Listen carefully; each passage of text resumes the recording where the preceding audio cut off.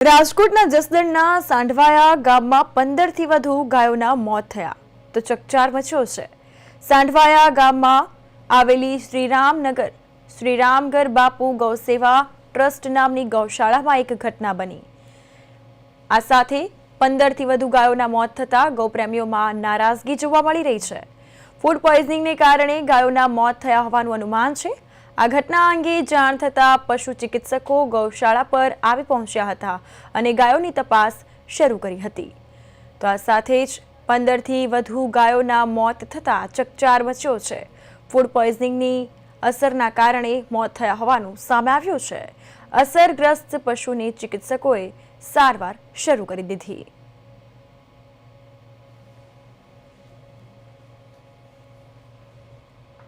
અત્યારે સ્થળ ઉપર આવી સ્થળ તપાસ કરતા જે પશુઓને ચેક કરવામાં આવ્યા એ પશુને જોતા ફૂડ પોઈઝનિંગના લક્ષણો જોવા મળે છે।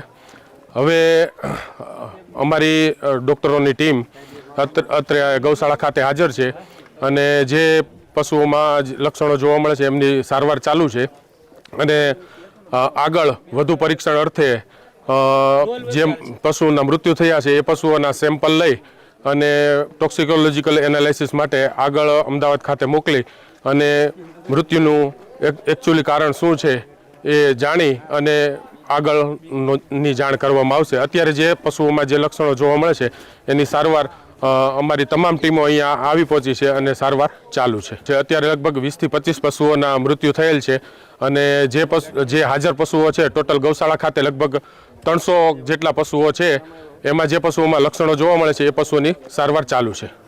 પ્રાથમિક આ જે આપણી દેશી સિસ્ટમમાં ગાયોનો પેટ ભંભોળ થઈ જાય છે અને મોઢામાંથી ફીણા નીકળે છે, એટલે અમારું એવું માનવું છે કે આને જે કોઈ બે વસ્તુ ખાધી છે કે જે બે વસ્તુ એકસાથે ન ખાવી જોઈએ એવી બે વસ્તુ ખાવાથી આને ફૂડ પોઈઝનિંગ થયું હોય એવું પ્રાથમિક અણસાર એવા લાગે છે। પછી તો ફોરેન્સિક લેબના રિપોર્ટ આવે ત્યાર પછી ફાઇનલ કહી શકાય એમ। હા, 15 જેવા અવસાન થયેલા છે ને બાકી આગળ સારવાર ચાલુ છે, એટલે હવે જોઈએ કેમ થાય શું થાય છે એ તો અંતે ખબર પડે એમ।